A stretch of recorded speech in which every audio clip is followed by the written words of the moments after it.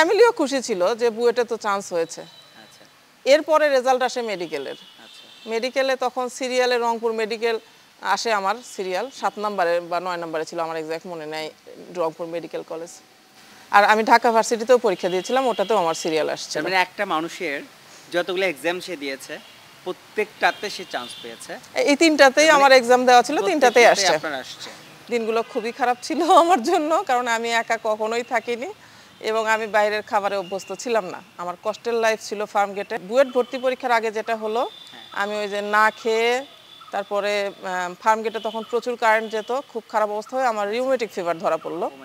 তারপর আমি কান্না করছিলাম, কারণ আমার বুয়েট ছিল আমার ফার্স্ট টার্গেট। আমি তো ডাক্তার হতে চাইনি আমি।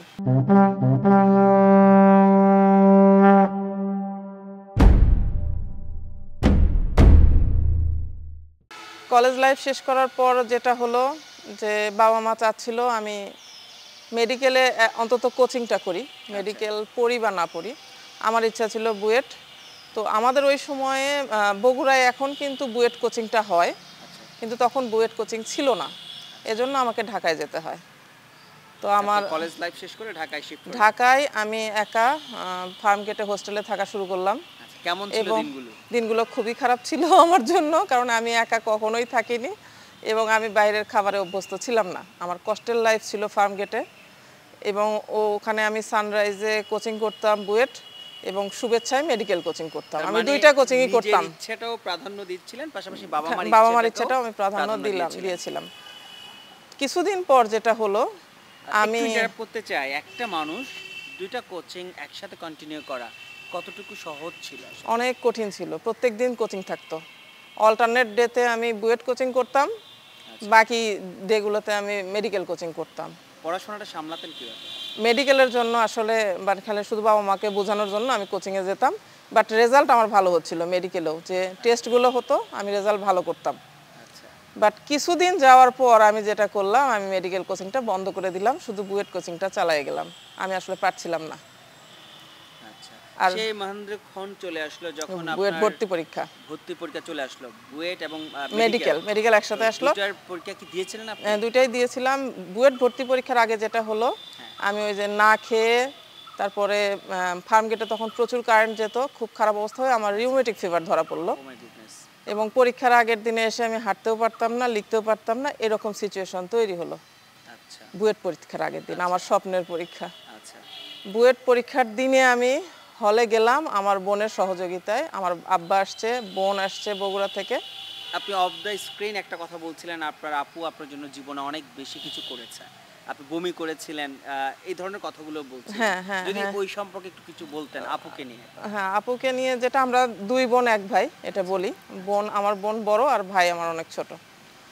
তো বুয়েট পরীক্ষার আগের দিন আমার বোন যায় ঢাকায়, যেহেতু জানে আমার রিউমেটিক ফিভার ধরা পড়ছে, এবং আমার আব্বাও যায়। আগের দিন রাতে আমি লিখতে নেওয়ার পর মনে হলো আমি লিখতে পারছি না, কারণ আমার হাতে এখানে ব্যথা, পা ব্যথা, রিউমেটিক ফিভারে যা হয়। তারপর আমি কান্না করছিলাম, কারণ আমার বুয়েট ছিল আমার ফার্স্ট টার্গেট। আমি তো ডাক্তার হতে চাইনি আমি। তখন আমার বোন এসে নিজেও কান্না শুরু করলো যে এখন কি হবে, ছোট বোনের স্বপ্নভঙ্গ হচ্ছে। এবং আমার অনেক জ্বর আসলো। জ্বর আসার কারণে আমি বমি করে ফেললাম।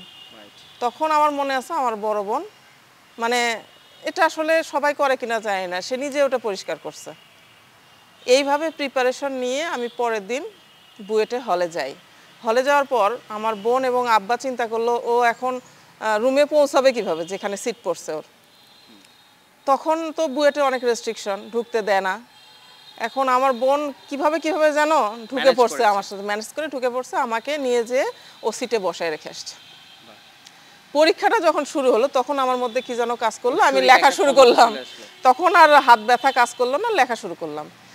যাই হোক, পরীক্ষাটা কোনো রকম দিলাম। দেওয়ার পর আবার বসে আছি যে আমি তো উঠে আসতে পারছি না, আমার পায়েও ব্যথা, হাতেও ব্যথা, সব ব্যথা, আমি উঠতেও পারছি না। ঠিক যখন পরীক্ষা চলাকালীন সময় আমি তখন লিখতে পারছি, কিন্তু এটাকে বলে আসলে অদম্য ইচ্ছা শক্তি হয়তো ছিল এই জন্য। তারপর আবার পরীক্ষা শেষে আমার আব্বা এবং বোন চিন্তা করলো যে এখনো তো আসতে পারবে না। তখন বোন কিভাবে যেন, অনেক লোক ছিল কিন্তু অনেকেই তো পরীক্ষা দেয়, ওইভাবে ঢুকে গেল, গিয়ে আবার আমাকে উঠায় নিয়ে চলে আসলো। আচ্ছা, তো আপনি কি ভেবেছিলেন এক্সাম যখন শেষ হলো আপনার কি মনে হলো? আমার মনে হলো আমি আসলে চাচ্ছিলাম একটু সিরিয়ালটাও পড়ে থাকবে, সেটা থাকবে না এটা মনে হচ্ছিল। বাট আমি চান্স পাবো এটা আমার বিশ্বাস ছিল যে আত্মবিশ্বাসটা ছিল। যে কোনো সাবজেক্টেই হোক আমার সিরিয়ালটা চলে আসবে। আসবে। তো রেজাল্ট কখন দিল বা এরপরে কিন্তু আমি বগুড়া চলে আসি, মানে কোচিং শেষ, বুয়েট ভর্তি পরীক্ষা শেষ, তারপরে মেডিকেল ভর্তি পরীক্ষা হয়। সেটা আমি বগুড়াতেই অ্যাটেন্ড করি, কারণ মেডিকেল কলেজ বগুড়ায় যেহেতু আছে আমাদের জিয়া রহমান মেডিকেল কলেজ। আমি মেডিকেলে চান্স পাই। মেডিকেলে আমার হয় রংপুর মেডিকেল। একটু ইন্টারাপ্ট করছি। আপনার বুয়েটের রেজাল্টটা কবে দিয়েছে? বুয়েটের রেজাল্ট মেডিকেলের আগেই হলো, আচ্ছা, তখন চান্স পেয়ে গেলেন? চান্স পেয়ে গেলাম। কিন্তু চয়েস দেওয়ার সময় আমি সিভিল ইঞ্জিনিয়ারিং চেয়েছিলাম, সেটা হয়নি। আমার সিরিয়াল যেহেতু পিছনে আসছে, আমি ওয়াটার রিসোর্সেস ইঞ্জিনিয়ারিং, যেটা এটা পার্ট অফ সিভিল, আচ্ছা, এটা সান্ত্বনামূলক আমার এটা হলো যে না, অ্যাটলিস্ট আমি সিভিল ইঞ্জিনিয়ারিং একটা পার্টে তো আছি, রাইট। সেখানে আমার মানে হয়। আপনি হ্যাপি ছিলেন হ্যাঁ, নিজেকে আমি নিয়ে? হ্যাপি ছিলাম যে ওয়াটার রিসোর্স আর ইঞ্জিনিয়ারিং ফ্যামিলির আমি। কি অবস্থা ছিল? ফ্যামিলিও খুশি ছিল যে বুয়েটে তো চান্স হয়েছে। আচ্ছা, এরপরে রেজাল্ট আসে মেডিকেলের। আচ্ছা। মেডিকেলে তখন সিরিয়ালে রংপুর মেডিকেল আসে, আমার সিরিয়াল 7 নম্বরে বা 9 নম্বরে ছিল, আমার এক্সাক্ট মনে নেই, রংপুর মেডিকেল কলেজ। আর আমি ঢাকা ভার্সিটিতেও পরীক্ষা দিয়েছিলাম, ওটাতেও আমার সিরিয়াল আসছে। তার মানে একটা মানুষের যতগুলো এক্সাম সে দিয়েছে প্রত্যেকটাতে সে চান্স পেয়েছে। এই তিনটাতেই আমার এক্সাম দেওয়া ছিল, তিনটাতেই প্রত্যেকটাতেই আসছে। আপনার আসছে। তাহলে আপনি মানে দ্বিধাদ্বন্দ্বে পড়েননি কোনটা করবেন? দ্বিধাদ্বন্দ্ব বলতে আমার ফ্যামিলি তো সবাই চাচ্ছিল একটু ডাক্তার ডাক্তার হলে হবেন। ভালো হয়, আর আপনি মানে চাচ্ছিলেন ফ্যামিলিতে একজন আপনি ডাক্তার ইঞ্জিনিয়ার থাকলে হবেন। ভালো হয়। হ্যাঁ, আমার ইচ্ছা ছিল একটু ইঞ্জিনিয়ারিং পড়ি, কারণ বুয়েটটা আমার ভালো লাগে। আচ্ছা। পরে একদিন গেলাম রংপুর মেডিকেল কলেজ বাবা দেখতে। মাকে খুশি করার জন্য। হ্যাঁ, গেলাম দেখার জন্য, দেখে টেকে আসলাম। আসলে পরিবেশ ভালো লাগেনি, এটা হলো এটা বড় কথা, ভালো লাগেনি। আর আরেকটা ব্যাপার হলো আমি একটু ভয় পাই কাটাকাটি, এই জন্য মনে হলো ডাক্তার না পড়ে।